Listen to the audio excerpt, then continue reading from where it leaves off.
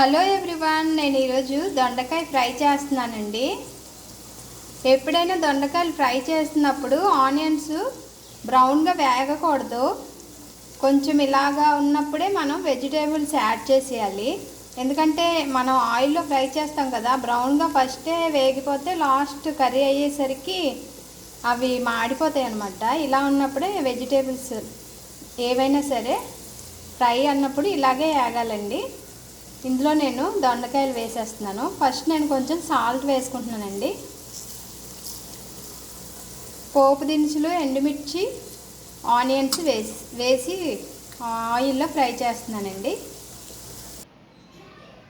దొండకాయలు కట్ చేసుకున్నానండి. చూడండి, రౌండ్గా కట్ చేశాను కదా, ఇలా అయితే బేగా ఉడుకుతాయి అన్నమాట. ఆనియన్స్లో వేసేస్తున్నాను.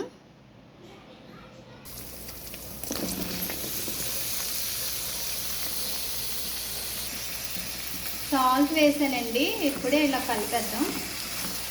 కలిపేసిన తర్వాత మనం మూత యాడ్ పెట్టేసుకోవాలి.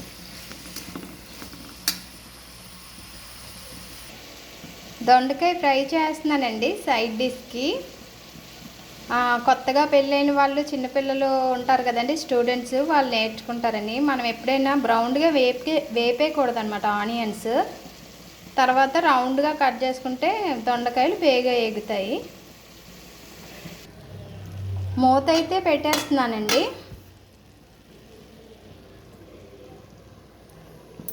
అప్పుడప్పుడు తీసి చూస్తే ఉడుకుతూ ఉంటుంది.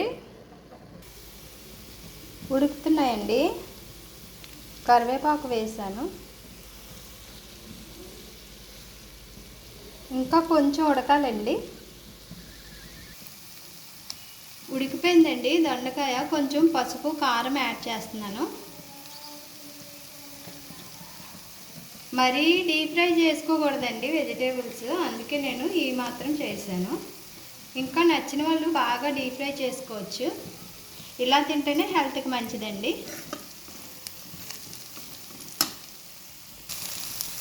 దించే ముందు హైలో పెట్టుకొని ఒకసారి కలిపేయండి బాగా. తడి ఏమైనా ఉంటే పోతుంది. అయిపోయిందండి, స్టవ్ ఆఫ్ చేస్తాను. రెడీ అయిపోయిందండి దొండకాయ ఫ్రై.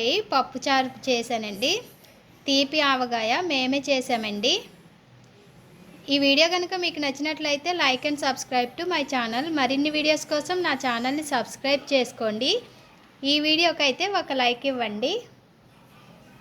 నా ఛానల్ని విజిట్ చేయండి. మంచి మంచి రెసిపీస్ ఉన్నాయి. Bye friends.